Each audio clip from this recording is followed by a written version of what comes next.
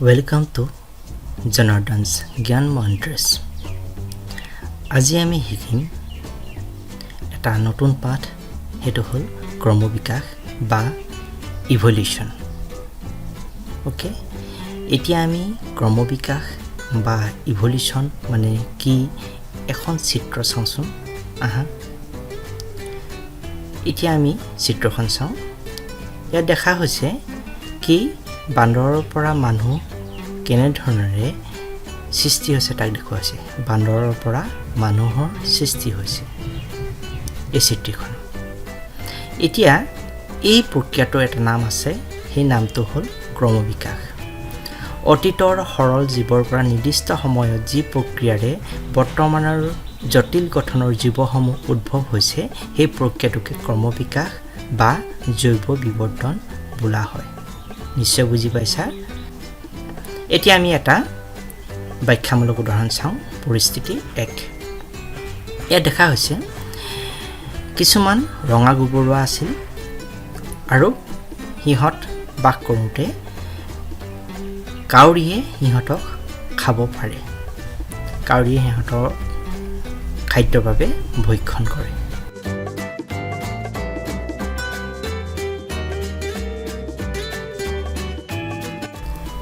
সিহঁতৰ মাজত প্ৰজনন হৈ কিছুমান সেউজীয়া গোবৰাৰ সৃষ্টি হৈছে। এতিয়া সেউজীয়া গোবৰাৰ এটা এডভান্টেজ হ'ল ইহঁতে সেউজীয়া পাতৰ মাজত লুকাব পাৰে আৰু তাৰ বাবে কাউৰীয়ে সিহঁতক দেখা নাপায়। এতিয়া চান্সেছ হ'ল কি কাউৰীয়ে ৰঙা গোবৰাসমূহ দেখি সিহঁতক ভক্ষণ কৰিব আৰু সেউজীয়াসমূহ বাচি যাব পাতৰ মাজত লুকাই। আৰু পাতৰ মাজত লুকাই বাচি যোৱাৰ বাবে কি হ'ব, আমাৰ সেউজীয়া গোবৰুৱাৰ সংখ্যাটো ক্ৰমান্বয়ে বৃদ্ধি পাব, কাৰণ ৰঙা গোবৰুৱাসমূহ কাউৰীয়ে ভক্ষণ কৰিব আৰু পাতৰ আঁৰত লুকাই সেউজীয়া গোবৰুৱাসমূহ বাচি যাব। ফলত আমাৰ সেউজীয়া গোবৰুৱাৰ সংখ্যা বৃদ্ধি পাব আৰু ৰঙা গোবৰুৱাৰ সংখ্যা কমি আহিব। এতিয়া আন এটা পৰিস্থিতি চাওঁ, দ্বিতীয় পৰিস্থিতি। ইয়াত আমাৰ ৰঙা গোবৰুৱাৰে আছিলে প্ৰথম অৱস্থাত আৰু সিহঁতৰ মাজত প্ৰজনন হোৱাৰ ফলত আৰু এক প্ৰকাৰৰ আমাৰ গোবৰুৱাৰ সৃষ্টি হ'ব পাৰে। এই ৰঙা গোবৰসমূহ কাউৰীয়ে ভক্ষণ কৰিব পাৰে আৰু নতুনকৈ যিবোৰ গোবৰুৱাৰ সৃষ্টি হ'ব সেইবোৰ যদি নীলা, ধৰা হ'ল নীলা গোবৰুৱা, ইহঁতকো কাউৰীয়ে ভক্ষণ কৰিব পাৰিব, কাৰণ সিহঁতৰ নতুন নীলা চৰিত্ৰটোৱে সিহঁতক কাউৰীৰ পৰা ৰক্ষা কৰিব নোৱাৰে। ফলস্বৰূপে ৰঙা আৰু নীলা দুইবিধ গোবৰুৱাই প্ৰায় সমপৰিমাণে বৃদ্ধি পাই আহিব। এনেধৰণেৰে আমাৰ ৰঙা গোবৰুৱাও আহিব আৰু নীলা গোবৰুৱাও আহিব। ইয়াত কিন্তু কাউৰীৰ পৰা ইহঁতে ৰক্ষা পোৱা নাই। দুবিধেই সমান পৰিমাণে কাউৰীৰ পৰা দুৰ্যোগ সন্মুখীন হ'বলগীয়া হৈছে। কিন্তু এনেতে এটা দুৰ্ভাগ্য আহিলে। এতিয়া এই দুৰ্ভাগ্যটো হ'ল হাতী জাক এটা যাওঁতে সিহঁতৰ গোবৰুৱা গছত পৰিলে। এতিয়া কি হ'ল চাওঁ আমি। হাতীৰ খোজত যেতিয়া গোবৰুৱাসমূহ গছক খালে, সৌভাগ্যক্ৰমে নীলা গোবৰুৱাসমূহ বাচি গ'ল আৰু ৰঙা গোবৰুৱাসমূহ হাতীৰ গছকত মৃত্যু হ'ল। তেতিয়াহ'লে কি হ'ব, আমাৰ ৰঙা গোবৰুৱাৰ প্ৰজাতিটো ধ্বংস হৈ থাকিব আৰু নীলা গোবৰুৱাৰ সৃষ্টি হ'ব আৰু গোটেই সমুদায় প্ৰজাতিটো আমাৰ নীলা গোবৰুৱাৰে ভৰ্তি হৈ পৰিব। এতিয়া আমি আন এটা পৰিস্থিতি চাওঁ, তৃতীয় পৰিস্থিতি। ইয়াত কি হৈছে চাওঁ আমি। প্ৰথম অৱস্থাত ৰঙা গোবৰুৱাই আছিলে আৰু সিহঁতে বংশবৃদ্ধি কৰি প্ৰজনন কৰি আছিলে, ফলত সিহঁতৰ জনসংখ্যা ক্ৰমান্বয়ে বাঢ়ি বাঢ়ি গৈ আছিলে।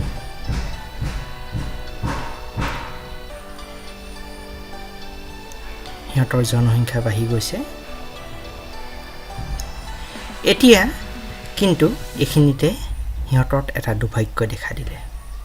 দুৰ্ভাগ্য হ'ল সেই সময়ত খৰাঙে দেখা দিলে আৰু খাদ্যৰ অভাৱৰ বাবে গোবৰসমূহৰ ওজন ক্ৰমান্বয়ে কমি আহিবলৈ ধৰিলে।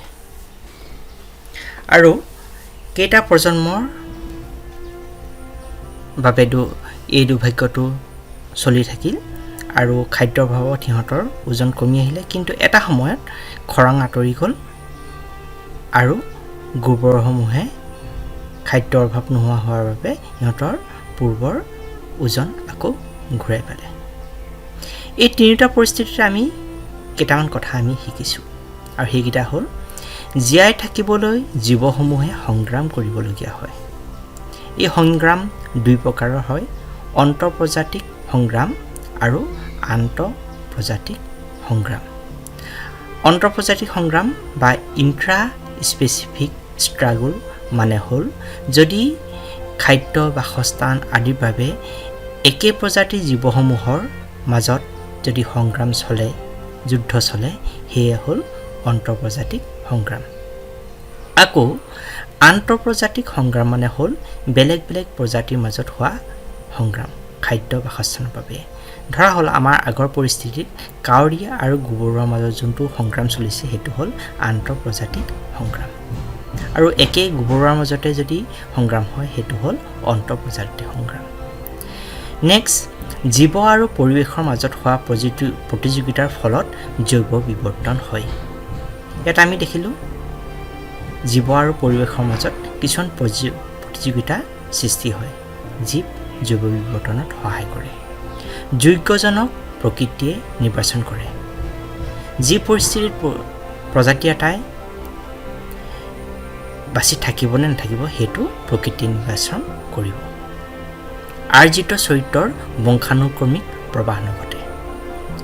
আমাৰ জীৱনকালত যিবোৰ চৰিত্ৰ আমি আহৰণ কৰিম সেইবোৰ আমাৰ বংশানুক্ৰমিক প্ৰৱাহ নঘটে। আমাৰ চৰিত্ৰ দুই প্ৰকাৰৰ আছিলে, আৰ্জিত চৰিত্ৰ বা লব্ধ চৰিত্ৰ আৰু বংশানুক্ৰমিক চৰিত্ৰ। বংশানুক্ৰমিক চৰিত্ৰহে বংশানুক্ৰমিক প্ৰৱাহ ঘটিব, যিটো জিনৰ পৰিৱৰ্তন হয়। জিনীয় পথচ্যুত আৰু প্ৰকৃতি নিৰ্বাচনৰ দ্বাৰা নতুন প্ৰজাতিৰ সৃষ্টি হ'ব পাৰে। এই প্ৰক্ৰিয়াত ভৌগোলিক পৃথকীকৰণে সহায় কৰে। আমি পিছত ব্যাখ্যা কৰিম ইয়াৰ বিষয়ে। জৈৱ বিৱৰ্তন হৈছে এটা সীমাহীন প্ৰক্ৰিয়া। জৈৱ বিৱৰ্তন যোনটো প্ৰক্ৰিয়া হয় তাৰ কোনো অন্ত নাই, ই চলি থাকে সীমাহীনভাৱে। এতিয়া আমি কি শিকিলোঁ? ইয়াত আমি কিছুমান বংশগতিৰ জীৱ বিৱৰ্তনৰ তত্ত্ব কিছুমান আমি ইয়াৰ পৰা আমি উপলব্ধি কৰিব পাৰিম। আৰু সেইকেইটা তত্ত্ব বিভিন্নজন বিজ্ঞানীয়ে দিছিলে। 1 নম্বৰ হ'ল লেমাৰ্কৰ লব্ধগুণৰ বংশগতিৰ মতবাদ, 2 নম্বৰ ডাৰউইনৰ প্ৰাকৃতিক নিৰ্বাচনৰ মতবাদ, 3 নম্বৰ ডাভ্ৰিছৰ উৎপৰিৱৰ্তন মতবাদ, 4 নম্বৰ ৱেজমেনৰ বীজপৰশ মতবাদ। আমি এই 4বিধ মতবাদৰ বিষয়ে পঢ়িম। আমাৰ কিতাপত 1 নম্বৰ আৰু 2 নম্বৰ মানে লেমাৰ্ক আৰু ডাৰউইনৰ মতবাদৰ বিষয়েহে অলপ বিস্তৃতভাৱে ব্যাখ্যা কৰা আছে, বাকী দুবিধ ইমান বিস্তৃতভাৱে আলোচনা কৰা নাই। সেইবাবে আমি 1 আৰু 2হে অলপ থুলমূলকৈ আমি আলোচনা কৰিম। 3 আৰু 4 ইমান বিশেষকৈ আমি আলোচনা নকৰোঁ। এতিয়া আমি চাই যাওঁ। 1 নম্বৰ হ'ল লেমাৰ্কৰ মতবাদ, যিটো কয় লেমাৰ্কৰ লব্ধগুণৰ বংশগতি মতবাদ। ইয়াত তেওঁ 3বিধ প্ৰক্ৰিয়াৰ কথা কৈছিলে। 1 নম্বৰ হ'ল পৰিৱেশৰ প্ৰভাৱ, 2 নম্বৰ হ'ল অংগৰ ব্যৱহাৰ আৰু অব্যৱহাৰ, আৰু 3 নম্বৰ হ'ল লব্ধগুণৰ বংশগতি। তেওঁ পৰিৱেশৰ প্ৰভাৱৰ ওপৰত যথেষ্ট গুৰুত্ব দিছিলে। তেওঁ কৈছিলে কি বংশগতি হ'বলৈ হ'লে পৰিৱেশৰ এটা যথেষ্ট প্ৰভাৱ থাকে। আৰু 2 নম্বৰত কৈছিলে কি যি জীৱৰ যোনটো অংগ বেছিকৈ ব্যৱহাৰ হয় তাৰ বেছিকৈ ডেভেলপ হয়, মানে তাৰ কৰ্মবিকাশ বেছিকৈ হয়, আৰু যোনটো অংগৰ ব্যৱহাৰ কমকৈ হয় সি ক্ৰমান্বয়ে লুপ্ত হৈ যায়। আৰু তেওঁ কৈছিলে লব্ধগুণৰ বংশগতি হ'ব পাৰে, মানে জীৱিত কালত যিবোৰ চৰিত্ৰ আহৰণ কৰে সেইবোৰ পিছৰ প্ৰজন্মলৈ পাৰ হৈ যাব পাৰে। এতিয়া আমি আহোঁ ডাৰউইনৰ প্ৰাকৃতিক নিৰ্বাচনৰ মতবাদ। ইয়াত তেওঁ 5টা তত্ত্বৰ ওপৰত গুৰুত্ব দিছিলে। 1 নম্বৰ অত্যাধিক প্ৰজনন, 2 নম্বৰ জীৱন সংগ্ৰাম, 3 নম্বৰ প্ৰকাৰণ, 4 নম্বৰ যোগ্যতমৰ উৎপৰিৱৰ্তন, ইয়াত সচন্ত হ'ব লাগিছিলে, আৰু 5 নম্বৰ নতুন প্ৰজাতিৰ সৃষ্টি। 1 নম্বৰ আহিলে অত্যাধিক প্ৰজনন। তেওঁ কৈছিলে কি জীৱ এটাই অত্যাধিকভাৱে প্ৰজনন কৰি ইহঁতৰ সংখ্যা বৃদ্ধি কৰিবলৈ চায়। 2 নম্বৰ আহিলে জীৱন সংগ্ৰাম। যিবোৰ জীৱৰ নতুনকৈ প্ৰজননৰ ফলত সৃষ্টি হ'ল সিহঁতৰ মাজত কিছুমান সংগ্ৰাম হয়, আৰু সেইবোৰ হয় আন্তঃপ্ৰজাতিক সংগ্ৰাম নহ'লে অন্তঃপ্ৰজাতিক সংগ্ৰাম হ'ব পাৰে। তাৰপিছত 3 নম্বৰ আহিলে প্ৰকাৰণ। সিহঁতৰ মাজত কিছুমান চৰিত্ৰগত কিছুমান পৰিৱৰ্তন হ'ব পাৰে, তাকে প্ৰকাৰণ কোৱা হয়। আমি প্ৰকাৰণৰ বিষয়ে ইতিমধ্যে আলোচনা কৰিছোঁ। আৰু 4 নম্বৰ হ'ল যোগ্যতমৰ উৎপৰিৱৰ্তন। যোনজন যোগ্য হয় তাক প্ৰকৃতিয়ে নিৰ্বাচন কৰিব। আৰু 5 নম্বৰ হ'ল নতুন প্ৰজাতিৰ সৃষ্টি। আৰু এই আটাইবোৰ প্ৰক্ৰিয়াৰ ফলত এটা নতুন প্ৰজাতিৰ সৃষ্টি হ'ব পাৰে। এইখিনিয়ে হ'ল ডাৰউইনৰ প্ৰাকৃতিক নিৰ্বাচনৰ মতবাদৰ তত্ত্বসমূহ।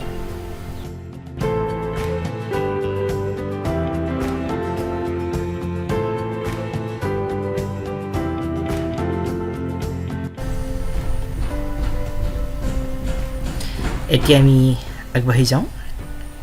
ইয়াৰ পিছতে আমাৰ পিছৰ মতবাদটো হ'ল ডাৰ্ভিছৰ উৎপৰিৱৰ্তন মতবাদ। তেওঁ কৈছিলে জীৱৰ জিনত হঠাৎ হোৱা পৰিৱৰ্তনৰ বাবে নতুন প্ৰজাতিৰ সৃষ্টি হ'ব পাৰে, যাক মিউটেশ্যন থিয়ৰী বুলি কোৱা হয়।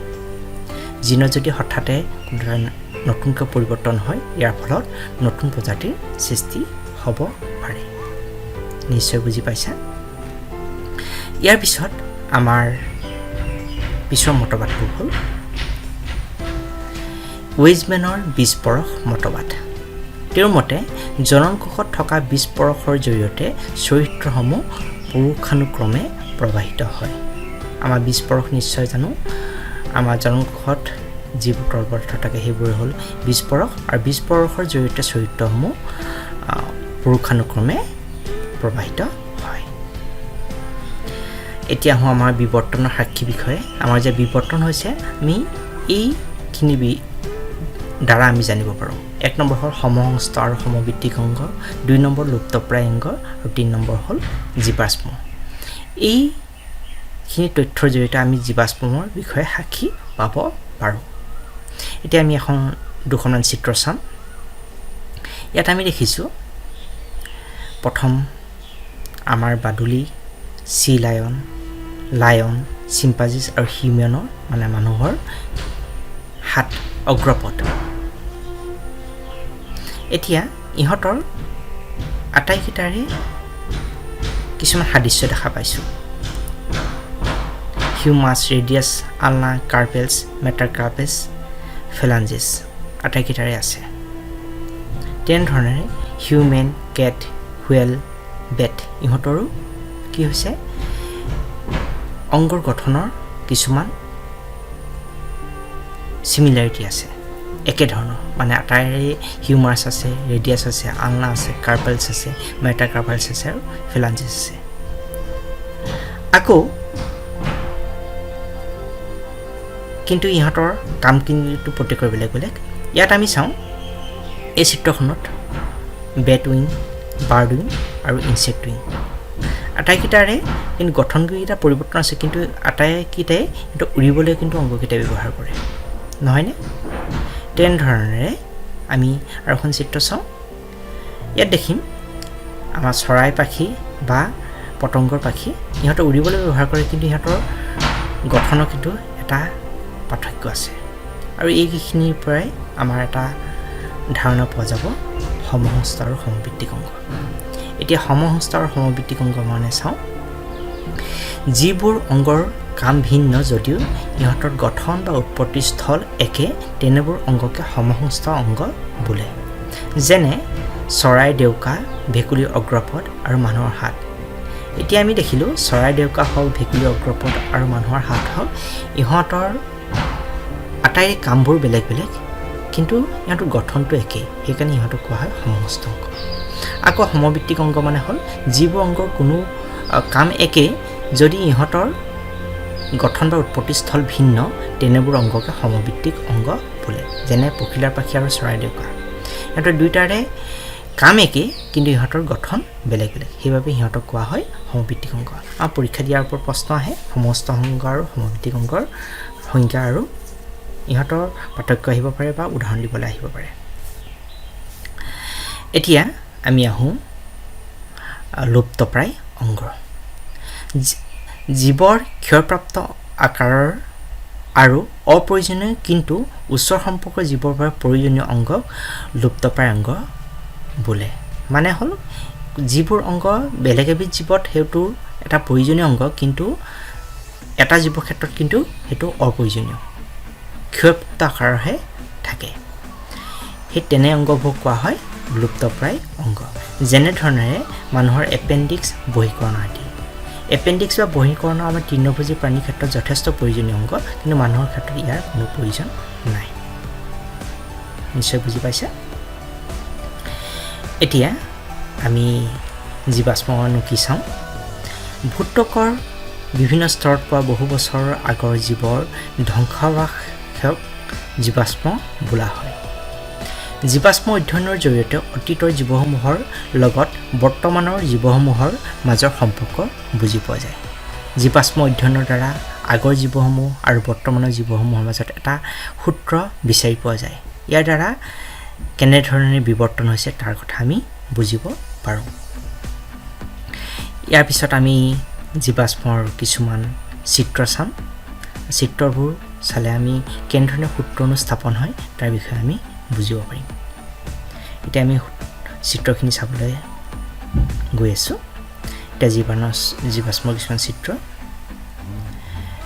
Modern penguin fossil spare build penguin ইহঁতৰ পেংগুইনৰ যোনটো জীৱাশ্ম পোৱা গৈছে তাৰ এনেকুৱা ধৰণৰ গঠন দেখিবলৈ পোৱা যায়